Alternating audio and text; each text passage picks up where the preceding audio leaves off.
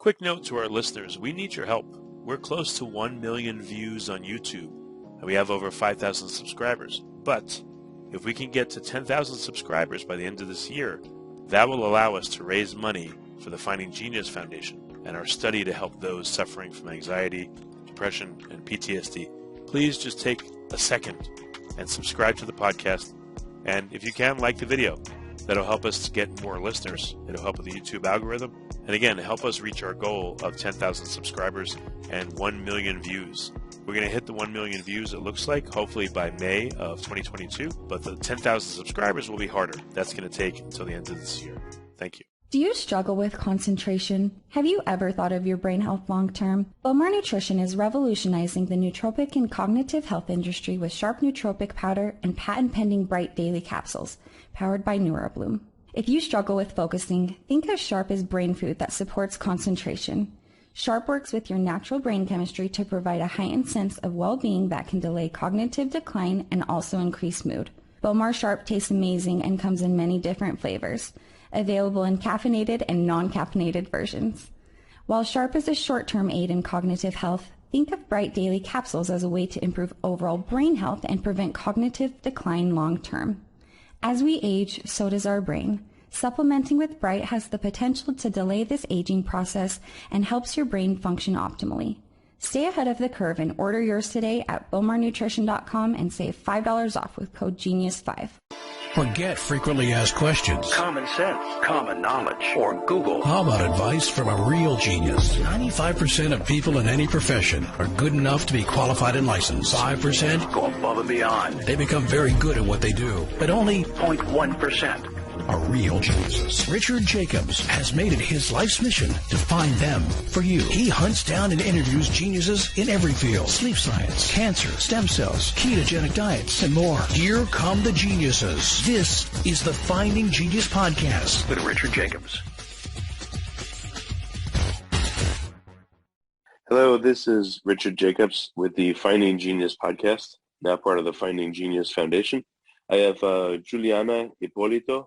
She's in Brazil. She works on the conservation of pollinators in the Amazon and Atlantic forests. She's a visiting professor at UFBA Salvador in Brazil, professor and advisor of postgraduate programs in botany and ecology at INPA in Manaus, Brazil as well. So, Juliana, thank you for coming. Thank you very much for the invite, and I'm really glad to be here talking with you. Very good. Well, tell me about your research. What are you working on right now? Okay, I work with pollination. Is basically the transfer of pollen grains from different flowers, and this difference, this pollination transfer from different flowers can be made through abiotic or biotic vectors that we call. And we have insects that can be pollinators and also vertebrates that can be pollinators as birds and bats and other animals. Which animals are deliberate pollinators and which ones do it accidentally? They don't mean to do it, but they just do it. Okay, the thing is that we have to have research to say if an animal is a pollinator or is occasional flower visitors. Because, for example, bees are the most known pollinators and maybe the most important pollinators that we have. Because bees are like machines that are made for pollination. They have fur, they have legs to collect oil and pollen and can make the pollination, but sometimes bees can be flower visitors. So we have to have research to tell if a bee is pollinating or she's occasionally visiting a flower. And this happens for all pollinators and all flower visitors. The thing is that if I saw an insect or an animal in a flower, I have to make research to see if this animal is contacting the flower parts And if this animal can also transfer pollen grains, and these pollen grains may have to generate fruits. Oh, the pollen grains may be foods to the pollinators, you said, or they're just using them to pollinate? Can be both. Pollen grains are food for some pollinators, sometimes bees, sometimes wasps, coleopter, the bugs, and other insects. But pollen grains are quite costly. So flowers in general needs a general quite large amount of pollen grains that are sure that these pollen grains can go to one flower to other flower. I don't know if I answer your question. I hope so. Yeah, do bees eat the pollen, or what kind of pollinators would eat the pollen if they could? Okay, there are a lot of insects that eat pollen, including moths, and bees also eat pollens, but the most usual keyword that pollinators eat is the nectar. So they can eat pollen, but in general they will eat nectar. The thing is that some flowers don't have pollen grains, so those pollinators usually eat those pollen grains. Okay. Do any animals eat pollen grains and then, poop them out and then use them to pollinate, or are they ruined by eating them? There are a lot of situations. There are some plants that offer some pollen grains that are like empty balls, and they are like fake pollen grains. And others, there are some flower visitors that can go to those flowers to eat those pollen grains and ruin this flower. That is more a flower visitor, or that we call a robbery, because usually the pollinator of the flower, he can eat some quantity of pollen grains, but they won't ruin those flowers. They won't ruin the pollinator. I mean, the quantity of pollen grains that this bee or the animal that is pollinating eat is too short, too few to ruin the flower or the seeds or the pollination process. Okay. So what are you trying to study about the pollination process? Are you trying to just understand it, or are you trying to do it artificially? What is your goal? Okay, I'm trying to understand the whole picture that is involved on the pollination. We have a growing population in the world with projections of continuous growth at the same time that we have limited resources. The conversion of natural areas is not viable alternative for our long-term maintenance and survival. And we need to reconcile or to think in manners to be on earth. I mean, to be here and to be sustainable and to be economically viable. And we depend on the natural biodiversity for our survival, but at the same time that we need this biodiversity, we threat this biodiversity. And pollination is an essential ecosystem service that is in this context. We need the pollination because most of the plants that we have, most of the flowering plants depends on the pollinators. And on our crops especially, we have about 75% of our crops that we depends on the pollinators in some degree, from the generation of fruits or to have better fruits and to have better yield. So we depend on the pollinators. And I'm studying this process from the biodiversity perspective, from the landscape, from what we need to understand this pollination and to make this pollination better, and also from the human being and the social and economic perspective, that is within this pollination. That because we also know that places that we have a higher biodiversity, we have a higher yield, and we have better human conditions. So I'm studying this perspective. Well, okay. So what are the factors that make pollination more or less successful? What are some of those factors? Okay, to have pollinators, we have to have health landscape. We have to have places where those pollinators can nest and where those pollinators can feed. That means that we have floral resources and also nest resources that is related to the quantity of plants and soil, also soils that are good soils. We also have to have water because although we don't see those pollinators having this water, pollinators also need water. And we have to have also shade places. We have to have places with a lot of variety of environments, and also we must have places where we have the variety of flowers, not just one flower.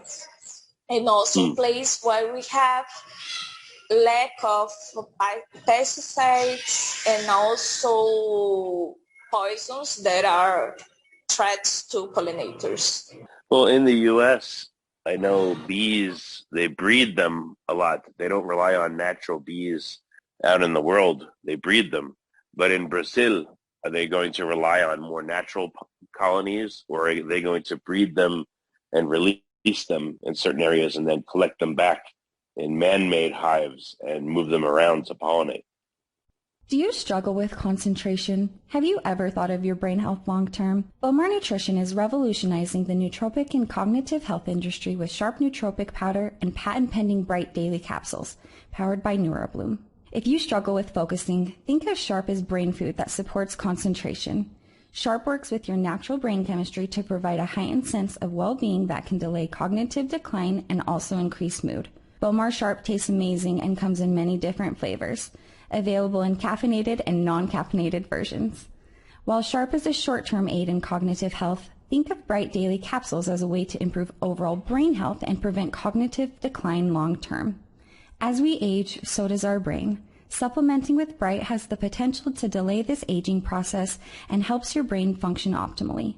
Stay ahead of the curve and order yours today at bowmarnutrition.com and save $5 off with code GENIUS5. Yes, in Brazil we still have the native bees that we call, there are stingless bees, but in Brazil maybe we are losing all this biodiversity before even know our biodiversity, because we lack researches that demonstrate the number of pollinators natural and also with the managed pollinators that we have. So probably the US is a little bit worse than Brazil from the natural populations. But in Brazil, we don't know with the threats that we are having and the loss of our natural landscapes. We don't know from how far are we going to have those natural populations of pollinators. So maybe we can be worse than US in in 10 years maybe, if we don't preserve our nature. Well, what's killing your pollinators, or what's causing the problem? We have multiple problems that are causing the loss of pollinators. The main causes of this is the landscape problem, from the loss of landscape, the change of natural to crop or other type of landscapes, mining, another type of landscape, the degradation of those natural landscapes, and also the pesticides that are widely used all over the world and is a serious threat to pollinators. Oh, what kind of pesticides are problematic? I know in the U.S. they allow more pesticides than they allow in Brazil, but which ones are causing problems for you guys? Not quite sure about all the names of pesticides because we have a lot of pesticides here that are widely used, and sometimes we also have pesticides that are forbidden in other countries as Europe, for example, and are used here in Brazil. And I don't know if we have all the data about the threatening on pollinators related to pesticides as you have here there in US, because you have all the monitoring and all the research is very well done. I mean, you have the data about the loss of bees and the death of bees. And here in Brazil, we are really far with those data. And sometimes what we see is that in some region we have, for example, the death of some colonies. And as those deaths it can be seen and sometimes cause attention, we have those data reported. But we don't know quite sure from all of pesticides that we use that can cause bee death. We also have here some things that we call the best practice in management. That is, for example, the application of pesticides when the crops are flowering. Then we have the application in a period that the bees and other insects can be visiting those flowers, and those deaths can happen on those flowers or sometimes later on when those pollinators goes to their nests and to nature. So we don't have those data so well monitored. Okay. Do you guys know why there is colony collapse disorder? Do you know what causes it, or where the bees go to die, or what happens? Okay, this is not something that I in fact work with, but there are some diseases and fungus, and some of them happen to be related with the high use of pesticides. And some fungus or some diseases that can be related to these, they generate a high resistance from those pesticides and can generate those bees deaths. But this is something that I don't really work with, so I'm not the best person to tell about this. Oh, okay. What is your specialty then in terms of pollination? What are you the best at? Okay, about the relationship about the quantity of pollinators, for example, and the distance from the natural landscapes and crops, and the amount of benefits that we have with the pollinators within those crops, and also about the benefits that people can obtain with this biodiversity. Okay. So what are some of the strategies that you're working on to make sure pollinators will stay around? Okay, that's a great question. We have to enrich our landscape. We have to think on, we call those strategies as pollinator-friendly practice. There are practices that we enrich our systems, our crops, to provide better environment to pollinators. That is to plant some other flowers within the crops, and also to use those pesticides in a sustainable manner, like for example, don't apply pesticides when flowers are open. And also we can think on the diversity of environments close to crop fields, because we have to have those heterogeneity within the landscapes. So we have to think on the distance from our crop to the natural vegetation. And those are the main pollinator-friendly practices that we can benefit those pollinators and also to have better yield. And this yield is not only related to better profit from the farmers, but also with a higher quality of those fruits. Well, how do you change the quality of the fruits that the pollinators will feed from? You just make sure that the plants are healthy as possible, so they produce the right fruits, or what do you do? Do you put fertilizer on them? Like what do you do? Okay, when we talk about nutritional facts within crops, people usually think on the agricultural management. I mean the quantity of water, the soil, the nutrients that are within those plants, but usually forget that also pollinators are important to generate fruits. So if we don't think in these multiple dimensions of the agricultural management that is related to water, to soil, to environment conditions, but also the presence of pollinators in particular crop, we are not going to have good fruits and the good quantity of fruits. And we are seeing in a large variety of researches that when we have a diversity of pollinators within a crop, we have better fruits. We have fruits that are larger, fruits that are bigger and have a higher weight, and also sometimes fruits that are sweeter. So we have some metrics that are related to the quality of fruits. In coffee, for example, we can have better coffee that tastes better. Okay. Well, do you notice if the plants are particularly healthy one year, what does that do for the pollinators? Does it make a lot more pollinators? Or does it attract them better? Like, what have you noticed happens?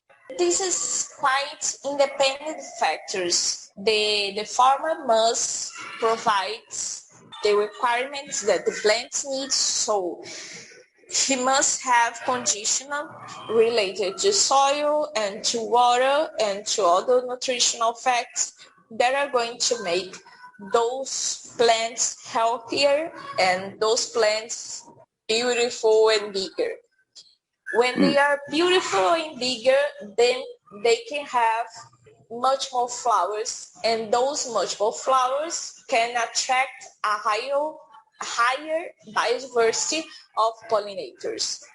But this higher biodiversity of pollinators will only happen if the farmer have condition to support these pollinators. So if he has, for example, natural area close to those crops instead of natural areas very far from those crops, they are going to have much more pollinators.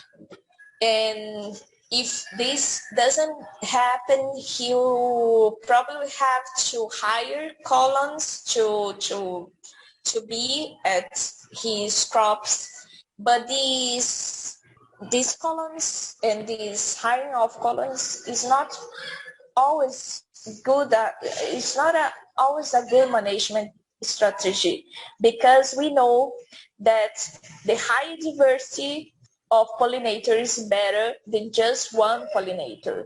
So if we have, for example, the honeybees in a crop, the honeybees by themselves can substitute the work of natural and other pollinators. So we have to have this biodiversity within these crops. Well, very good. What's the best way for people to find out more about your work? Where can they go to learn more? Okay, I'm on Twitter, but I'm not widely used of Twitter, but maybe on Twitter. And also on web pages, we have here the ABC web page and also the LAT web page. The ABC is the National Academy of Brazilian Academics, so they can find about there and also on publications. Okay, that's the best places to go? Yeah, I think so. I should use more the websites and the personal sites. So I'm quite shy on this, and I'm usually publish more than write on the internet. So the people may know much more on the internet than a website. Okay, very good. Well, Juliana, thank you so much for coming from so far away in Brazil. I appreciate you being here. Thank you. Thank you very much. Do you struggle with concentration? Have you ever thought of your brain health long term? Bowmar Nutrition is revolutionizing the nootropic and cognitive health industry with sharp nootropic powder and patent-pending bright daily capsules, powered by NeuroBloom. If you struggle with focusing, think of Sharp as brain food that supports concentration. Sharp works with your natural brain chemistry to provide a heightened sense of well-being that can delay cognitive decline and also increase mood. Bowmar Sharp tastes amazing and comes in many different flavors, available in caffeinated and non-caffeinated versions. While Sharp is a short-term aid in cognitive health, think of Bright Daily Capsules as a way to improve overall brain health and prevent cognitive decline long-term. As we age, so does our brain. Supplementing with Bright has the potential to delay this aging process and helps your brain function optimally. Stay ahead of the curve and order yours today at bowmarnutrition.com and save $5 off with code GENIUS5. You've been listening to the Finding Genius podcast with Richard Jacobs. If you like what you hear, be sure to review and subscribe to the Finding Genius podcast on iTunes or wherever you listen to podcasts. And want to be smarter than everybody else? Become a premium member at findinggeniuspodcast.com. This podcast is for information only. No advice of any kind is being given. Any action you take or don't take as a result of listening is your sole responsibility. Consult professionals when advice is needed.